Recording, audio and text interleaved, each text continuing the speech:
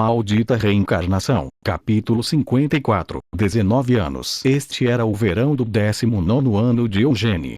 Embora o clima lá fora estivesse quente e úmido, o interior de Acreon parecia confortável. O cabelo desgrenhado de Eugênie foi deixado amarrado casualmente. Embora o interior de Acreon estivesse repleto de feitiços usados para garantir várias conveniências, como purificação do ar e controle de temperatura, Eugênie era o único que podia ser visto vestindo um manto forrado de pele nesse calor sufocante. Ele não tinha nenhuma razão específica para isso. Era apenas confortável. Ao contrário de sua aparência pesada, o manto das trevas mal pesava algo. Embora esse fato já fosse óbvio, a magia realmente era conveniente. Mesmo o pequeno peso que Eugênie sentia não era suficiente para sobrecarregá-lo. Desde que vinha fazendo seu treinamento diário enquanto amarrava sacos de areia pesados em seu corpo desde os 10 anos de idade, não havia como o peso desse manto fazer com que ele se sentisse desconfortável. Também não estava quente. A capa ressoava com os sistemas sensoriais de seu usuário e monitorava constantemente as temperaturas internas e externas, garantindo o conforto de seu usuário em qualquer situação. Isso por si só já era conveniente o suficiente, mas o que Eugênie mais apreciava era definitivamente os encantamentos espaciais imbuídos no manto. E entre estes, ele obteve o maior uso do subespaço. Enquanto girava uma caneta em seu dedo, Eugênie olhou para sua mesa. Ele estava olhando para uma tese que havia começado a escrever algumas horas antes. Quando voltou a si, tinha várias páginas cheias de escrita. Eugênie as pegou grosseiramente e as jogou dentro de seu manto, depois tirou mais algumas folhas de papel em branco. Não está quase na hora de comer alguma coisa? Esta pergunta veio de Mer, que estava sentada em frente a ele. Suas pernas balançavam preguiçosamente enquanto se sentava em uma cadeira alta demais para ela, e ambas as mãos estavam em concha sob o queixo. Eugênie deu uma desculpa. Eu comi muito antes de vir para cá. Mas Mer percebeu. O que está dizendo de repente? Você sempre come muito. Então ainda não está com fome. Estou com um pouco de fome, admitiu Eugênie. Mas se eu for agora, vou perder o foco, então não posso comer ainda. Mentiroso, pensou Mer enquanto dava uma pequena bufada e inflava as bochechas. Ele dizer que perderia o foco era ridículo. Ela estava cuidando de Eugênie há 2 anos, e Mer nunca tinha visto Eugênie perder o foco. Você não está sendo muito apressado? Mer perguntou a ele. Eu realmente acho que não, respondeu Eugênie. Agora que chegou a hora de escrever sua tese, é mais um motivo para não se apressar. Você deve escrevê-la com calma e devagar para não cometer pequenos erros. Mer tentou pensar em outros argumentos. Então, de qualquer forma, é por isso que é melhor escrever com cuidado, entendeu? Não estou apressado e estou escrevendo com calma. Embora eu não tenha certeza de escrever devagar. Estou revisando minha tese constantemente e, pelo menos, aos meus olhos, ainda não vi nenhum erro. Isso deve significar que estou escrevendo com cuidado, respondeu Eugênie enquanto continuava girando a caneta em círculos. Mer não ficou muito satisfeita com essa resposta e, após uma pequena pausa, continuou falando. Estou falando apenas de magos normais, mas não costumam levar várias décadas apenas para concluir uma tese que resume sua magia. A quantidade de tempo que passei aprendendo magia é muito menor do que algumas décadas. Isso é ainda mais motivo para pensar que você está sendo arrogante demais ao escrever sua tese tão cedo. Em vez de fazer algo tão precipitado, deveria mergulhar na magia pelos próximos 10 anos. Mer parou, ainda protestando. Parece que nossa pequena Mer está se sentindo muito tímida. Eugênie sorriu enquanto olhava para Mer. Com isso, as sobrancelhas de Mer franziram como se estivessem enojadas, e ela ergueu os 2 punhos cerrados em direção a Eugênie.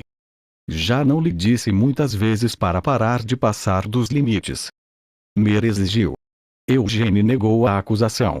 Mas não acho que passei de nenhum limite. Estou falando do que você disse, nossa pequena Mer. Já disse para você não me chamar assim. Sou 200 anos mais velha que você, Sir Eugene. Então parece que nossa vovó Mer é bem tímida. Quer morrer? Os ombros de Mer pareciam estar arfando de raiva. Mas mesmo assim, Eugene não sentiu nenhuma intenção assassina fluindo em seu caminho. Já que tinha sido provocada assim por 2 anos, parecia que Mer tinha se acostumado com isso. Além disso, ambos sabiam que Mer não estava falando sério ao dizer isso e realmente não odiava quando Eugene a tratava assim. Era estranho, novo e nostálgico. Entre todos os magos que receberam permissão para entrar em Crion ao longo dessas centenas de anos, nenhum deles tratou Mer como uma criança.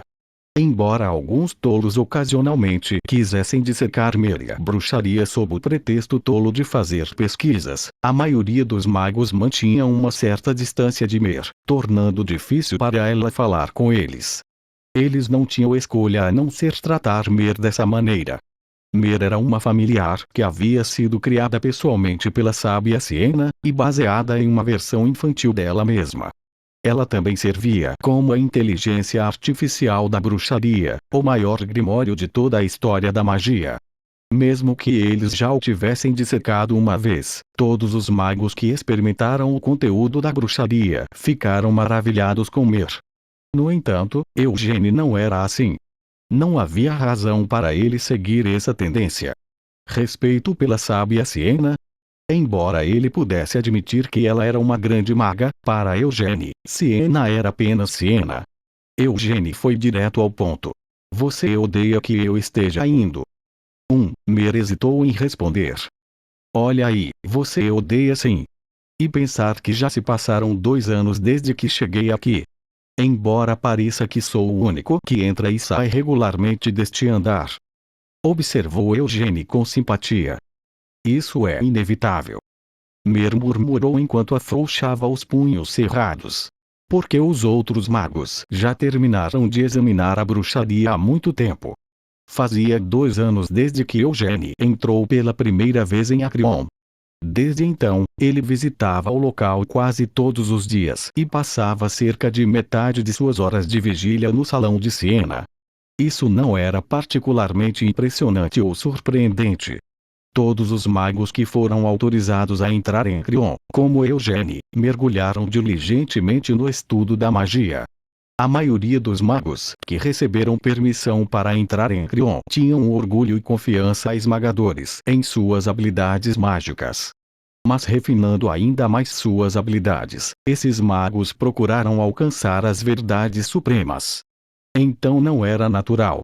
Mer existia há mais de 200 anos. Os magos que tinham permissão para entrar em Crion eram agora mestres de Torres, chefe da Guilda dos Magos, um membro dos magos da corte de Aroth ou parte da família real de Aroth. Todos eles nasceram com um dom raramente visto para a magia, e até agora, já haviam se provado como magos. Para eles, a bruxaria era uma incrível peça de magia que sua antecessora havia deixado para trás. O ponto final da magia de círculos, o Eternal Oli. Quando um mago encontrava a bruxaria pela primeira vez, não podia deixar de ficar atordoado e admirado com sua grandeza. Ao longo de suas visitas seguintes, esses magos dedicavam seu tempo para tentar entender e explorar o conteúdo da bruxaria. Mas acabavam percebendo algo. Que essa verdade não era algo que eles pudessem entender ainda. A partir de então, suas visitas diminuíam. Embora a bruxaria fosse uma grande peça de magia, os arquimagos que tinham permissão para entrar em Crion já haviam estabelecido suas próprias fórmulas mágicas, e nenhum estava em posição de se dedicar totalmente a replicar a bruxaria. Sua admiração e espanto não desapareciam, e eles faziam referência à bruxaria em sua própria magia, mas, no final, procuravam completar sua própria fórmula mágica única por meio de pesquisas independentes. A este respeito, Eugene era único. Ou pelo menos era assim que parecia na visão de Mer. Pode ser porque ele era jovem, ou pode ser apenas porque ainda tinha que estabelecer sua própria fórmula mágica. Ou talvez fosse apenas que ele era um pensador flexível. Ou poderia ser devido a ter pouco orgulho de sua identidade como mago. Provavelmente eram todas essas coisas combinadas. Nesses 2 anos, Eugene passou metade de seu tempo em Acreon imerso em bruxaria, sem nunca desmaiar ou sangrar pelo nariz. A cada sessão, depois de passar algum tempo lendo a bruxaria, ele então emergia para estudar os textos mágicos armazenados no salão de Siena. Que significado havia em assistir aquela cena repetidas vezes? Quando ele não seria capaz de entender de qualquer maneira.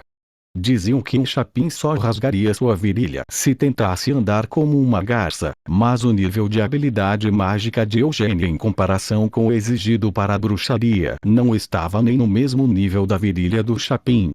Em vez disso, era mais como a diferença entre a minhoca e um dragão ou um inseto e um deus. Ele havia estabelecido suas expectativas muito altas. Provavelmente era porque ele era um jovem mestre do clã Lyonheart, que estava um degrau acima até mesmo das famílias mais prestigiosas. E ele não era um jovem mestre qualquer. Não, ele era um jovem mestre descendente colateral e o primeiro da história a ser adotado na família principal depois de ser reconhecido por seus talentos, não é? Parecia óbvio para os outros que Eugene estava perdido em seu próprio gênio e tinha mirado em uma altura impossível de alcançar. No entanto, Eugene foi capaz de compreender a bruxaria. Não, isso realmente poderia ser chamado de compreensão. Estava mais para o conhecimento ser enfiado direto dentro de sua cabeça. Mer estava cuidando de Eugene há 2 anos, mas ela ainda não conseguia aceitar que o comportamento de Eugene fosse de alguma forma razoável. Mer finalmente perguntou: se você realmente conseguir completar a tese, vai deixar Arot? Eugene retribuiu a pergunta dela com a dele. Você sabe quantas vezes me perguntou isso? Se incluir hoje, é a 137 vezes. Isso parece certo. Desde que comecei a escrever minha tese há cerca de meio ano. Significa que você me fez essa pergunta uma vez por dia. Houve 2 dias em que não fiz essa pergunta. Insistiu Mer baixinho. Certo. Se eu tiver que ser honesta, não quero que você deixe Arot. Se eu não for embora, o que ficaria fazendo aqui? Eugene perguntou a ela. Você pode fazer o que quiser. Não sei quando o mestre da Torre Vermelha pode se aposentar, mas Sir Eugene, se disser que deseja se tornar o próximo mestre da Torre, o atual mestre da Torre Vermelha provavelmente o aprovaria como seu sucessor sem hesitação. Não tenho intenção de me tornar o mestre de Torre. Então e os magos da corte? O Trempel-Vizardo também não está extremamente interessado em recrutá-lo. Trempel-Vizardo era o comandante dos magos da corte de Arot. Desde cerca de 1 ano atrás, ele vinha tentando se aproximar de Eugene para recrutá-lo para um cargo nos magos da corte. O príncipe herdeiro Onein também o favorece muito, Sir Eugene. Na minha opinião, a linhagem do príncipe herdeiro Onein será capaz de continuar orgulhosamente fazendo seu nome nas próximas décadas, até chegar fora de Arot. Mer continuou a persuadi-lo. Embora eu seja grato pelo favor do príncipe herdeiro, isso também não me agrada. Eugene rejeitou a sugestão. Você não poderá se tornar o patriarca de qualquer maneira, então por que tem que retornar ao clã Lyonheart? Mer argumentou. Eugene apenas perguntou. Eu realmente preciso de um motivo tão incrível só para ir para casa. E desde quando você era tão apegado à sua casa? Mer perguntou mal-humorada. Quando ela ouviu mencionar sua tese pela primeira vez, Mer não pensou muito sobre isso. Isso porque, embora as realizações de Eugene fossem surpreendentes, não seria uma tarefa fácil estabelecer suas descobertas em uma tese. No entanto, o crescimento de Eugene excedeu em muito a imaginação de Mer. Fazia apenas meio ano desde que ele começou a escrever sua tese, mas Eugene já havia organizado ordenadamente suas teorias mágicas anteriormente vagas em uma hipótese coerente. Durante o processo, ele conseguiu avançar sua própria fórmula mágica em vários passos. Essa tese, você realmente não tem intenção de publicá-la? Mer perguntou. Não. Eugênie respondeu com um aceno de cabeça. Esta tese é apenas para minha autossatisfação. De qualquer forma, além de mim, ninguém mais seria realmente capaz de fazer uso dela. Então, estou apenas usando isso para arrumar os detalhes da minha fórmula mágica, escrevendo tudo.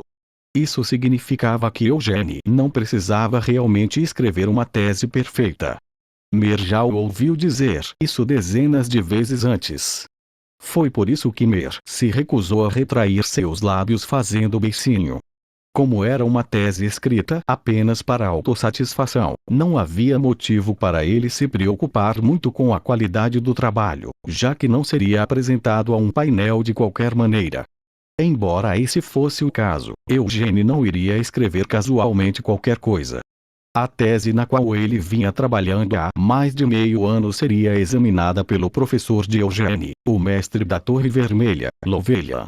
Foi Lovellyan quem primeiro levantou a opinião de que não havia necessidade de Eugênie publicar sua tese. Esta fórmula do Anel de Chamas não pode ser reproduzida por nenhum outro mago. Independentemente de quão avançada seja sua compreensão da magia, seria fisicamente impossível para eles replicá-la. Eugênie não usava a fórmula mágica normal do círculo. Também não é algo que possa ser reproduzido pelos usuários da fórmula da chama branca da família principal dos Lyonheart. Em vez disso, Eugênie havia substituído o círculo pelas estrelas da fórmula da chama branca. Eu também tentei reproduzir seus resultados seguindo sua tese. Fiquei travado desde o início, porque não formei um núcleo, nem aprendi a fórmula da chama branca. Então tentei usar meus círculos como substitutos, mas não consegui replicar seus resultados, Eugênie.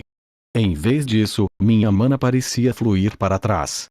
Para copiar o Eternal Ole da bruxaria, Eugênie o adaptou para usar as estrelas de sua fórmula da chama branca no lugar dos círculos. Ele estava atualmente na quarta estrela da fórmula da chama branca. Com essas 4 estrelas, ele fez um círculo. Então, dentro deste círculo, assim como Amel havia feito em sua vida passada, ele acendeu sua mana para desencadear uma cadeia de explosões. A mana explosiva foi então refinada em inúmeros círculos entrelaçados uns com os outros para criar mais círculos. Do lado de fora, o anel giratório de chamas em seu pseudo-círculo prendeu firmemente suas estrelas, impedindo que qualquer mana vazasse. Esta era a fórmula do Anel de Chamas. Originalmente, ele pretendia tentar algo semelhante quando alcançasse a quinta estrela da fórmula da chama branca, mas o momento foi adiado devido ao seu encontro com a bruxaria. Aprender magia todos os dias e permitiu estimular sua mana e, como resultado, também aumentou seu progresso na fórmula da chama branca. Os 2 anos que passou em Arot não podiam ser descritos como simplesmente agitados. Eles eram muito mais intensos do que isso. Ele havia se tornado discípulo de Lovellyan, então enquanto metade de suas horas de vigília eram gastas estudando em Acrion, a outra metade era gasta aprendendo magia com Lovellyan. Como um arquimago, Lovellyan podia dizer claramente que nível Eugênie havia alcançado. Além de uma base sólida no controle de mana, Eugênie só conhecia o básico. Lovellyan não deu a Eugênie nenhuma lição sobre o arranjo vital de fórmulas ou a sintonização de mana usada para criar feitiços. Ele sentiu que não havia necessidade de ensinar nada disso a Eugênie, e o julgamento de Lovellyan logo se provou correto. Durante a vida anterior de Eugênie como Amel, com apenas uma escritura de treinamento de mana pobre como base, ele se tornou forte o suficiente para servir como companheiro de Vermouth. Amel foi um dos protagonistas durante a guerra contra Elmut, e estava ali ao lado dos outros quando mataram 3 dos 5 reis demônios. Tudo isso enquanto apenas havia aprendido uma escritura de treinamento de mana tão comum e barata. Então Lovellyan só ensinou vários feitiços a Eugênie. E entre a miríade de feitiços que conhecia, ensinou a Eugênie apenas os mais úteis. Ele tentou simplificar suas fórmulas complicadas o máximo possível, então deixou que Eugênie descobrisse como organizar sua mana para conjurar esses feitiços. Depois que Eugênie conseguiu estabelecer sua fórmula do anel de chamas até certo ponto, Lovelain forneceu críticas úteis quando Eugênie começou a escrever sua tese. Ele também ajudou a adaptar os feitiços do círculo existentes para se adequarem à fórmula mágica única de Eugênie. Não havia realmente necessidade de Lovelain fazer isso, pois era possível conjurar os feitiços usuais do círculo com a fórmula do anel de chamas. No entanto, se Eugênie fosse usar sua própria fórmula mágica única, não seria melhor usar feitiços improvisados? Para que fossem mais fortes e fáceis de lançar. Você está chateada? Eugênie perguntou a Mer. Mer resmungou. Por que eu ficaria chateada? Porque eu disse que vou embora mesmo você me pedindo para ficar. Eu não estou chateada. Que direito tenho de te impedir de ir embora? Sir Eugênie, se você diz que vai, então pode ir. Embora eu nunca tenha pensado em querer ir a algum lugar, mesmo se eu quisesse, sou apenas uma familiar que não pode deixar a Cryon. Quanto mais Mer falava, mais seus lábios se projetavam em seu beicinho. É por isso que você deve se sentir à vontade para sair. Você pode me deixar aqui sozinha neste lugar chato, tedioso e tranquilo enquanto sai sozinho.